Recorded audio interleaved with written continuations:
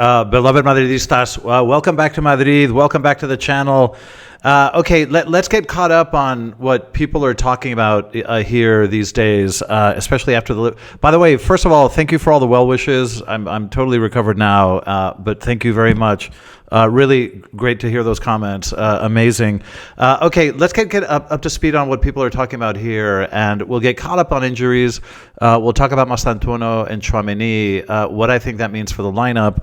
But there's a lot of discussion still about the Liverpool match, a lot of really interesting statistics that give a little color as to what could be going on with this squad. So there's a couple of takeaways I want to discuss from the Liverpool match. Now, one of them necessarily has to be what is happening on the right side of our attack. Okay, we are totally imbalanced. There's a huge void in terms of the right side, and that necessarily means that we need to talk about Enrique and we need to talk about Rodrigo. So let me give you my thoughts on that issue, and then finally, just my two-bit on the Kylian Mbappe discussion. I can't believe people are actually discussing this. But anyway, let me get you up to speed on what people are talking about here. Thanks for joining me. As always, let's get started.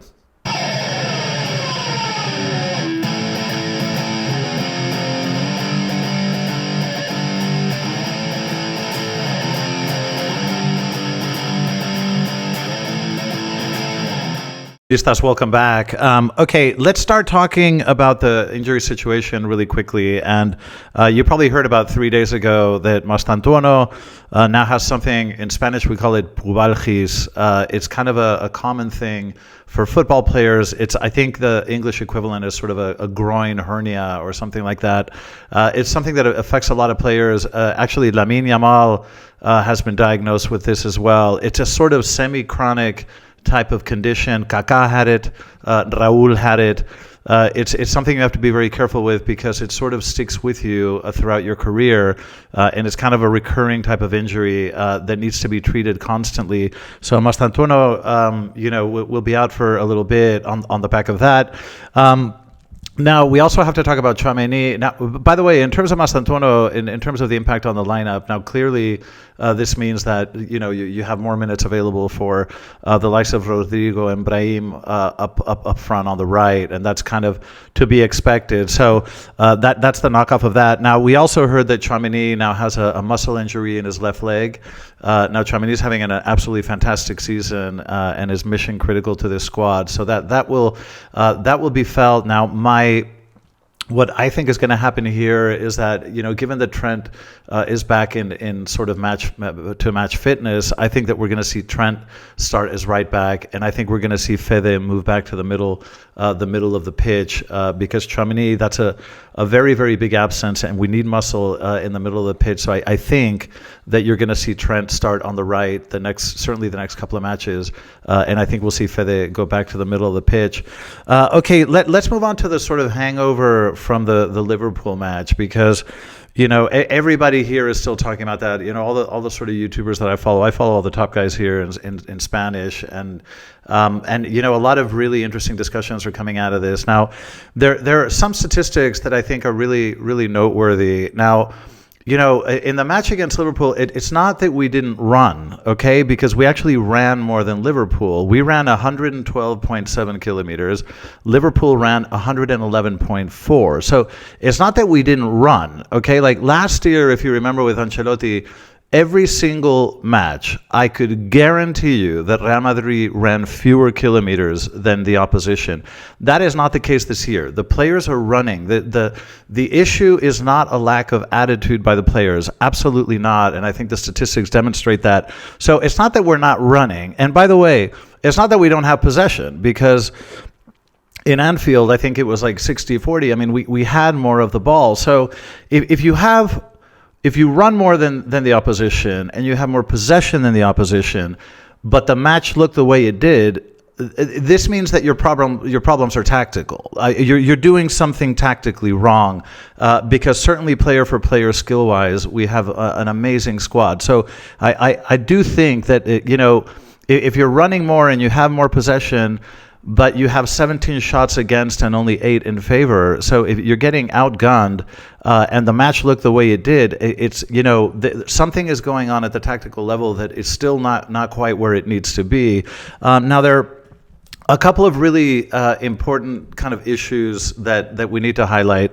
Now, one of them obviously is the void on the right. We'll talk about that in a second. But I do need to talk about aerial play and set pieces, because now I don't have sort of specific statistics for this, but it is, you do have the impression that every single set piece and every single aerial ball that goes into the box, you just always have a feeling that the other team is going to win it. And I don't know if you guys remember this picture during the course of the Liverpool match the other night, and it was Vini trying to mark Van Dijk, and they're both kind of smiling, and giggling. Okay, I don't know what the fuck is funny about this. Okay, I don't think it's funny at all that Vini Jr. has to mark Van Dijk. I just do not think that this is funny at all. We're doing something wrong with our marking, and I don't. We're making a mistake in terms of how we defend set pieces and who marks who. And it is alarming to me that the number of aerial balls. I watched the match again.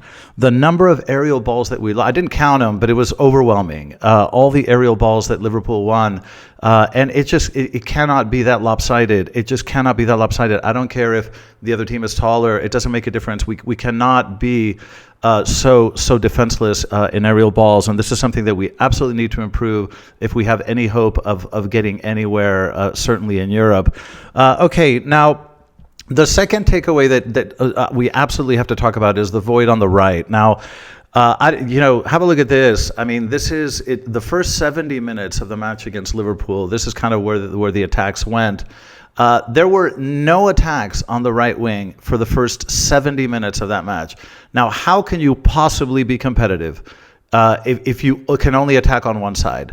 It also makes you much more predictable. If the opposition knows that you can only attack on one wing, they're going to defend it a lot better. This is a real problem. It is a very, very serious problem. And for 70 minutes, there wasn't one attack on the right-hand side against Liverpool, and I think that is absolutely alarming. Now, this necessitates a discussion on what is happening on the right wing of Real Madrid. And look, you guys have heard my views on Mastantuono. Look, I think Mastantuono is an excellent player. He's got really interesting qualities. He's gritty. He's strong. He's aggressive. He likes to take people on. Has an incredible shot, a great left foot, beautiful touch on the ball. All of this is true, but he's not really a natural a winger. I mean, he's just not, the kind of velocity that you need to, the sort of kind of Dembele, Barcola, Vini, Rodrigo type. You need the sort of explosiveness from standing still, and he's just not that kind of player. He's very good on the ball. He's very intelligent, but he's not a natural winger in my view. And Mastantuono just hasn't brought to the attack on the right what we all expected. Now, this obviously brings up the discussion of Enrique and Rodrigo. Now, Enrique the other day, got a couple of minutes against Valencia for the first time. It seems like an eternity all year.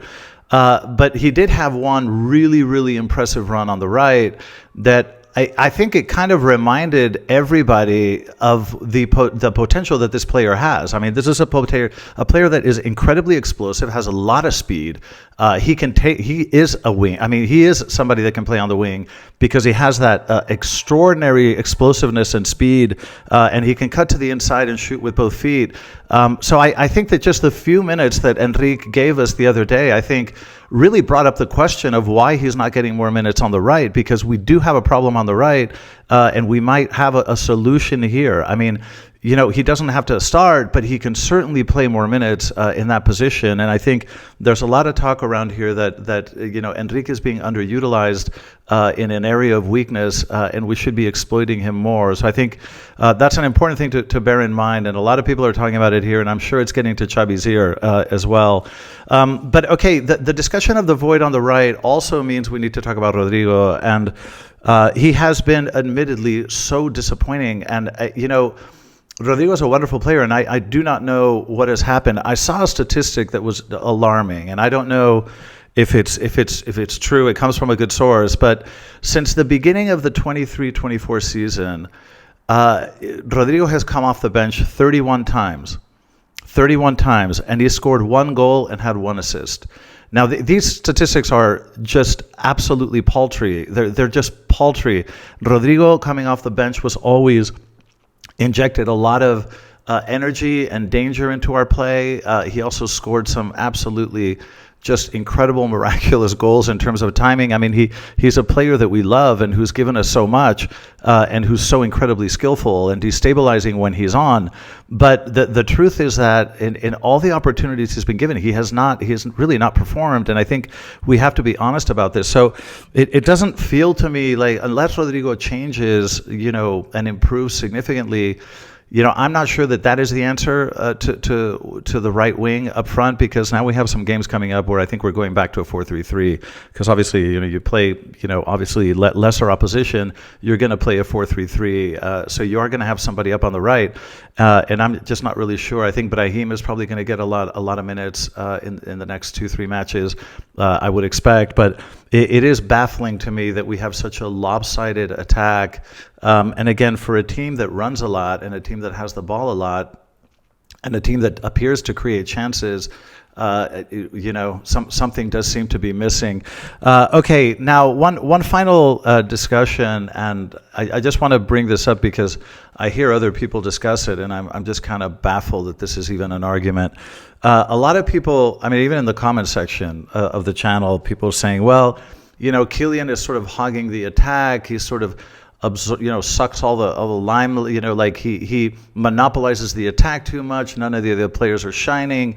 We should bring in a sort of more classic, generic number 9, like I don't know, Inzaghi, Lineker types, like Harry Kane or Haaland, like who are very good players, but they're more static. I mean, these are more natural number 9s. These guys, they don't do what Kylian or Benzema do. They go out to the wing, pick up the ball on the wing, take players on, dribble past 2 people, cut inside and score or pass. Like players that are just more of a kind of classic number 9. And I hear people say, well, we need is 2 good wingers and a classic number 9, and Kylian is sucking all the air out of the room.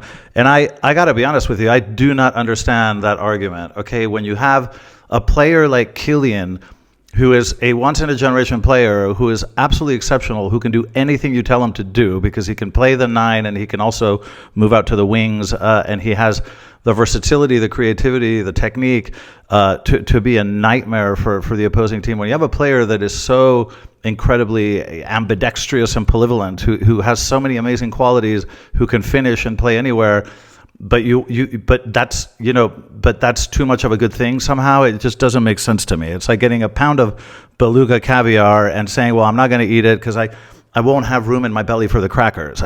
So what we're going to get rid of something extraordinarily good to get something more limited just because you don't like the composition of the attack. I don't think that's the answer at all. I think Kylian brings an enormous amount to this squad. I think he's a once in a generation type player, and I'm incredibly happy he's here. And if we have a void on the right, it's for other reasons. It's not because of Kylian. If Vini isn't performing, it's not because of Kylian. It's because of Vini. And I think we need to attribute responsibility where it lies. And Kylian is not responsible for the lack of play in other parts of the pitch or on the part of other players.